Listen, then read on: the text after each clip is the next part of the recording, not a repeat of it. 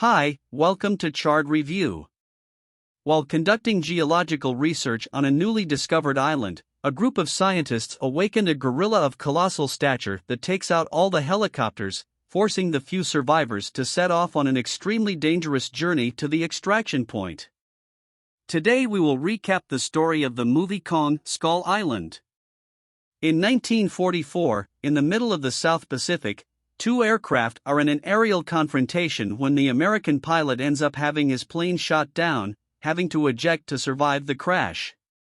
He sees that the Japanese plane has also been shot down and runs to the place where the rival pilot is falling to try to hit him, but misses all his shots, runs out of ammunition, and has to run to avoid being hit by the enemy. When both are out of bullets, the Japanese pilot grabs his machete and runs after his rival until they are facing a cliff, forcing the American soldier to face. Even though he is unarmed, holding the blade with his bare hands, the Japanese soldier, still at an advantage, comes close to eliminating the other soldier with his wakizashi. However, at that very moment, a giant gorilla hand appears on the horizon, almost hitting both of them at once. In 1973, during the Cold War, two employees of a company called Monarch arrange a meeting with the senator and show him satellite images of a skull-shaped island that had never been detected before. In an attempt to convince the politician to pay for an expedition, Bill says that there is something known on the island that has brought down planes and sunk several ships nearby, but the senator shows no interest and walks away to convince him. Geologist Brooks says that the Russian satellite will also pass by the island and that in 3 days they will already have the same images as they do, so not sponsoring an expedition would be leaving the Soviets one step ahead in the Cold War. Convinced by the scholar's argument, the senator accepts the request and says that he will arrange a ride for them as well as a military escort at Da Nang Air Base in Vietnam. The last American platoon is leaving the country after the end of the war, but because of Monarch's request, the general in charge calls Colonel Packard to ask him and his men to transport the scientists to the new island, postponing the military's return home in Saigon, also in Vietnam. Bill decides he will also need a tracker and goes to a bar to hire James, a former British Army captain who was extremely skilled in the art of tracking and who now spends his days drinking in bars. Upon learning of the mission, James begins to list everything that can eliminate them on the island and asks for 5 times the scholars offered plus a bonus if they return alive. Knowing that they need him, Bill and Brooke accept the conditions and close the deal. But when the captain asks what exactly he is supposed to track, the Monarch leader lies, claiming that he does not have the map of the island and that he needs his skills to guide the group around the place. In Thailand, a photographer named Mason learns about the expedition and asks to accompany them, taking responsibility for recording all the discoveries with her camera. The next morning, the mission members meet at the port of Bangkok and the supervisor tells them a little more about the island, saying that it is surrounded by a perpetual storm system and is therefore totally isolated, but that thanks to Colonel Packard's helicopters, they will be the first humans to cross to the other side. Explaining a little more about the mission, Brooks goes to the projector and says that they will enter the southern coast of the island firing some seismic explosives that will cause vibrations throughout the region, helping to map the subsoil of the place. Finally, Major Chapman says that the interference caused by the storm will block all contact with the outside world, leaving them on their own until the resupply team arrives in the northern part. In 3 days, with everything explained, they start sailing towards the island.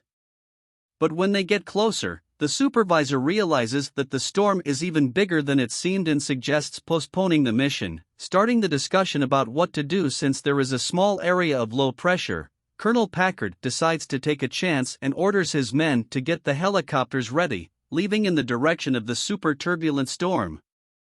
However, after a few minutes of shaking all around, they cross the giant cloud and finally arrive on the island.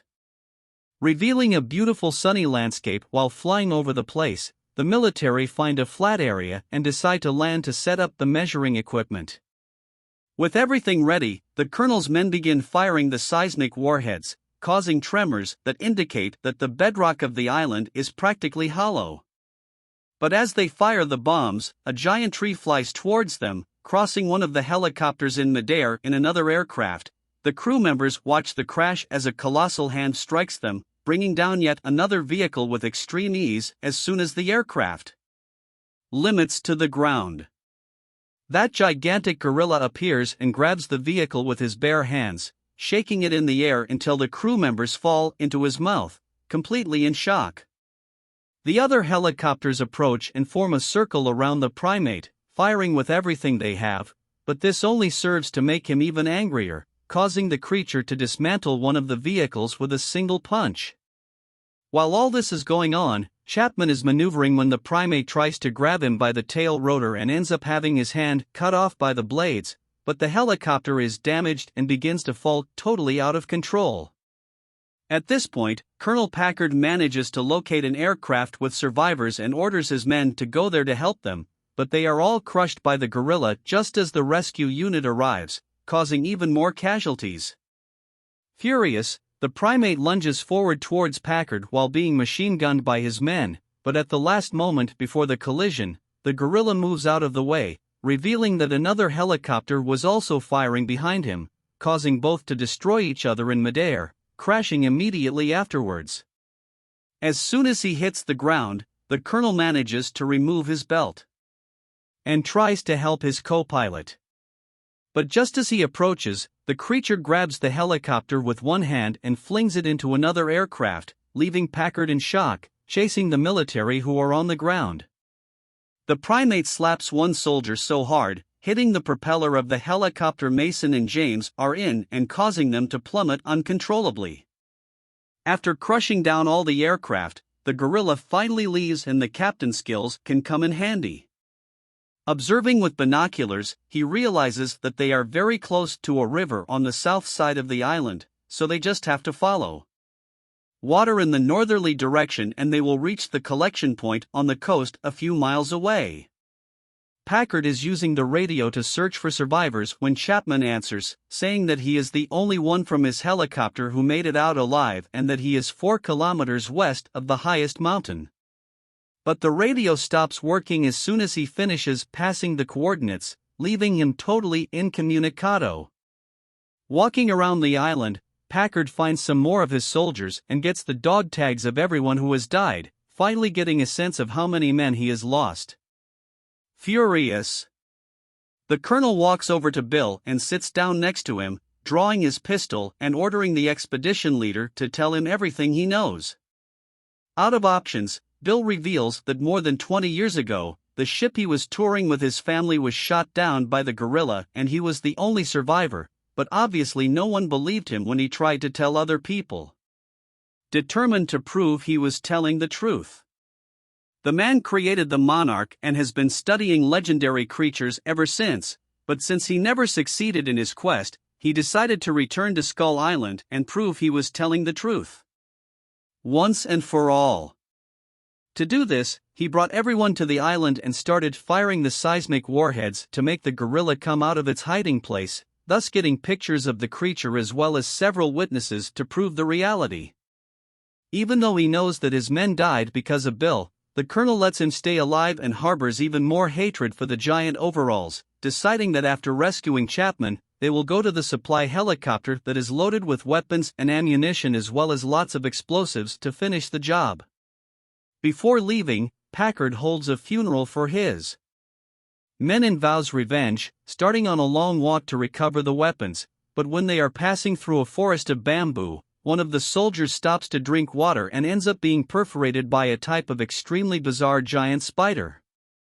Frightened, the men start shooting upwards, causing the spider to release its web, all twisted to capture Mills trying to save his friend. Packard and the other soldiers use their knives to cut the creature's legs off and get it closer and closer to the ground.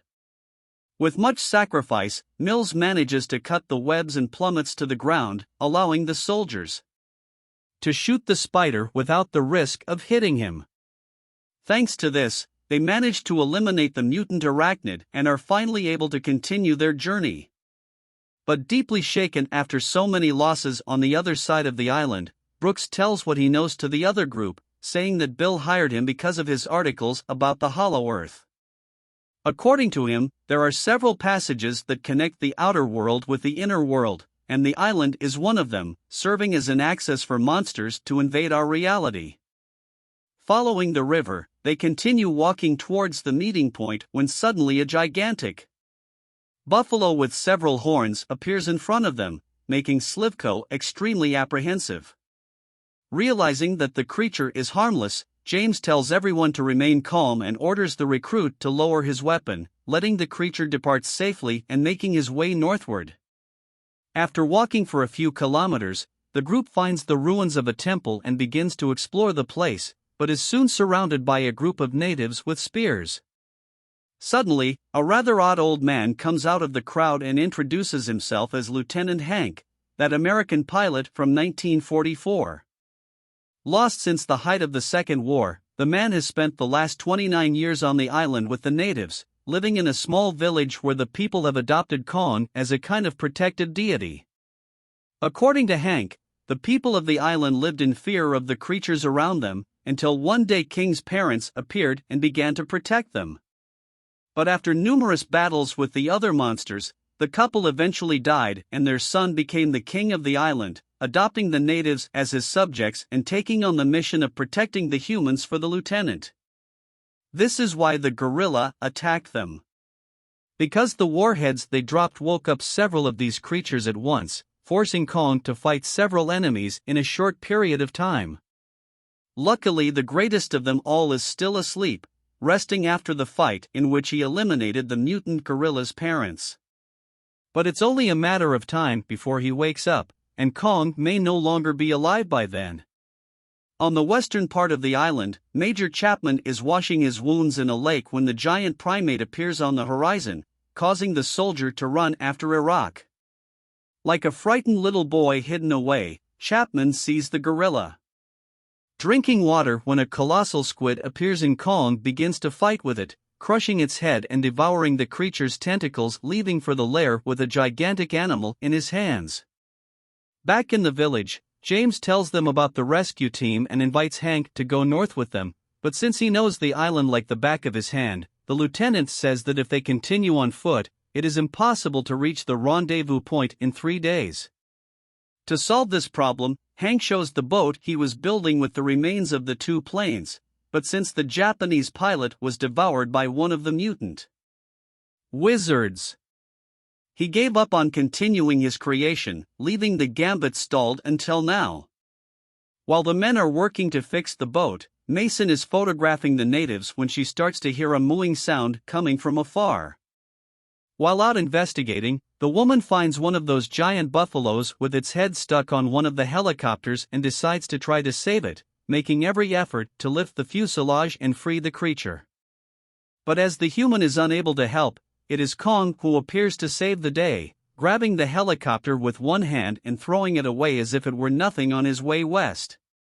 Colonel Packard is marching with his men when he finds a giant blood mark on the wall, which makes it clear that they have hurt the primate before and gives them even more hope of being able to eliminate it. A few miles away, Chapman is trying to communicate with the colonel when he realizes that the log he is sitting on is actually a living creature with the jolt. The major ends up dropping his M16 and has to run to pick it up, landing several shots in the head of the animal that was actually harmless. Realizing that the beast doesn't try to attack, the major stops shooting and watches as it leaves, not noticing. And one of those lizards approaches from behind and devours his head. After spending more than 24 hours tinkering with the boat, the group in the village finally manages to start the vehicle and set off northward, filling Hank with hope of returning to civilization. While sailing upstream, the radio finally comes back on and they receive a call from the colonel's group, asking them to fire a flare so they can finally meet again. Quite happy, the group on the boat begins to celebrate when suddenly a group of Torosaurus picks up the supervisor and begins to carry him higher and higher, dismembering his body in midair, while Hank and the others watch helplessly. Even after the casualty, they know they cannot give up and continue sailing towards the rest of the group mooring at the riverbank, where they wait until they arrive with everyone gathered.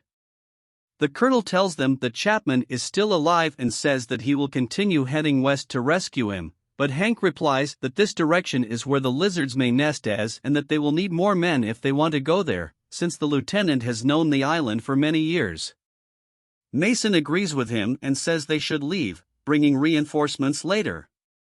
That Packard manages to convince James to keep looking for the major, saying that his main role in the group is as a tracker, even though it is a bad idea. They head west and find the place where the bodies of Kong's parents are a kind of open-air grave full of sulfur. Unable to see properly, the group starts to cross the valley relatively calmly. But halfway through, one of the soldiers releases a cigarette on the gunpowder on the ground, exploding the chemical element and drawing the attention of the bizarre creature to throw off the predator. Part of the group hides in Khan's mother skull, while the others run behind the other skeleton's hip. When it gets close to James, the demented reptile begins to choke and ends up dropping Chapman's skull along with his nameplate, making James realize that there are no other survivors besides them. Barely able to move, the captain waits for the creature to move away and comes out of hiding along with the soldiers. But before he can say anything, Bill starts taking some pictures and his camera ends up breaking, taking countless pictures and shooting flashbulbs that draw the lizard back after the creator of the expedition is swallowed alive. The armed forces fall into formation and wait for the creature's next attack, especially Hank, who, being familiar with the creatures, can dodge them quite easily and shoves his machete into the lizard's leg, opening a gigantic crack in the animal's paw to end the battle once and for all. The military begin to shoot the lizard with their might as it runs full speed towards the soldier and devours him, gun and all. Soon after this, the giant creature starts chasing Mason, trying to turn her into his afternoon snack. But Packard manages to defend her by sending one of his men with a flamethrower. Furious, the creature hits its tail on the soldier, which sends him flying away, throwing him into King's father's skull and exploding the fuel tank on his back, activating the gas grenades nearby to save Slivko, who is unconscious in the smoke. The captain borrows his machete and a protective mask and runs towards the recruit, slicing through the dozens of Torosaurus that appear until he finally reaches the boy. But the giant lizard hasn't given up yet and rushes headlong towards them, forcing Mason throw his lighter into the gunpowder and blow up the creature on impact. After the battle, Hank says that they are in monster territory and that this was just the first of them, recommending again that they return. But as the colonel refuses to do so, James reveals that Chapman is dead and shows his nameplate still. Packard says that this doesn't change anything and that they will continue to get the weapons and end the guerrilla's life, avenging his platoon. But Hank says that this is stupid and explains that Kong is the one who keeps the lizards underground, so if they eliminate him they will only be leaving the island. Of the lizards, even with the warnings, the colonel doesn't seem to mind and says that he will eliminate every single monster in this accursed place, starting with the gorilla. Refusing to allow this, the lieutenant draws his machete and aims in Packard's direction, but is easily disarmed by him. Realizing that someone will end up dying in this discussion, James decides to intervene and says that he will take the civilians to the north coast while the military head towards the helicopter, splitting the group in two again. After walking around all afternoon, the soldiers find Chapman's longings and begin to prepare an ambush for the gorilla, ending only in the middle of the night on the other side of the island. James and Mason are looking for the boat and decide to climb the hillside to get a better view, finding the boat in the middle of a bend in the river ahead. But while they watch, Kong appears in front of them and starts sniffing them, allowing the photographer to touch him without showing any reaction. Amazed, the two stand admiring the creature as the military begins to explode the seismic warheads, attracting the gorilla's attention once again, knowing that he is walking straight to an ambush. Mason and James decide that they will help him and set off in the direction of the soldiers, along with Hank. Still, the monster manages to survive and comes out of the river, overcome with hatred, throwing the scalding water over one of the men and crushing the other mercilessly. But he has no more strength than ends up fainting, totally exhausted.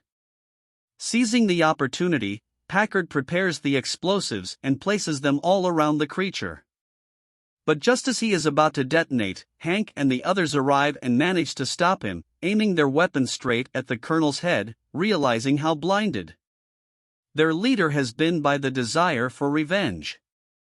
Slivko and the other soldiers turn on Packard, ordering him to release the detonator.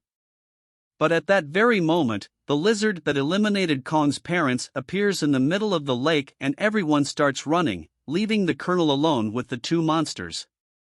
Seizing the opportunity, Packard takes the detonator and prepares to activate it, but the gorilla realizes the intentions of the demented lunatic and crushes him with his fists as he is badly wounded. The Gorilla King falls quite easily, and the humans have to run to the edge of the island to have any chance of escaping. To try to get the rescue's attention, James asks Mason to climb the nearest hillside and fire a flare while he and the other soldiers are responsible for buying time. Just as she begins to climb, the lizard approaches and one of the soldiers decides to sacrifice himself to finish it off by taking the pins out of his grenades and staying behind to be devoured by the creature. But he dies in vain because instead of trying to eat him, the demented monster strikes him with a blow with his tail that causes him to explode against the mountain. At that moment, Kong arrives and hits the lizard in the head with a super high, but the lizard is practically unharmed, and then he bites the gorilla's neck to get free. He grabs the monster by the jaw and starts to open it, almost splitting its body in two. But the breacher manages to get free and bites Kong's arm, wrapping his body around it and knocking him to the ground. At that moment the gorilla grabs a tree and removes the branches to turn it into a kind of club, hitting a log so hard that it shatters the wood. Still, the deformed alligator stands upright and rolls over the primate's body, throwing him into the ruins of an old ship and leaving him trapped in the chains. Even trapped, Kong does his best to keep fighting, but can't get free. But just when it seems like the end, Brooke arrives with the contraption they call a boat and starts machine gunning the creature, causing it to turn its attention to the humans. As the lizard advances, Mason fires the flare that hits the creature right in the eye, leaving it partially blind. Kong makes as much effort as possible and manages to free himself from most of the chains, but one of them remains attached to his arm, connecting him to the propeller of the old ship. The primate throws the piece of metal at the lizard shoulder and uses the chain to squeeze the rival's neck, throwing it against the hillside where Mason is, but this ends up knocking the girl unconscious into the water. Taking advantage of the distraction, the stumpy reptile advances towards Tsong, who manages to land several blows on its head, as well as opening a huge crack in the animal's throat that causes it to faint instantly. With that, the Gorilla King manages to stick his hand in the water and save Mason, but just when he thinks everything is solved, the lizard returns once again and rolls his tongue around the gorilla's fist. Following his hand with the photographer still inside, thanks to his frightening strength, King Kong manages to pull his arm out and tears the entire muscle of the demented reptile, finally avenging the death of his parents. With this, everyone is safe and they make a pact never to tell about what happened on the island, allowing the largest of the primates to live their lives in peace and they can finally return to their homes, especially Lieutenant Hank, who sees his wife again and meets his only son after 29 years. So what did you think of this movie? Leave it in the comments below, and if you like the video, please like and subscribe for more movie review. See you next time.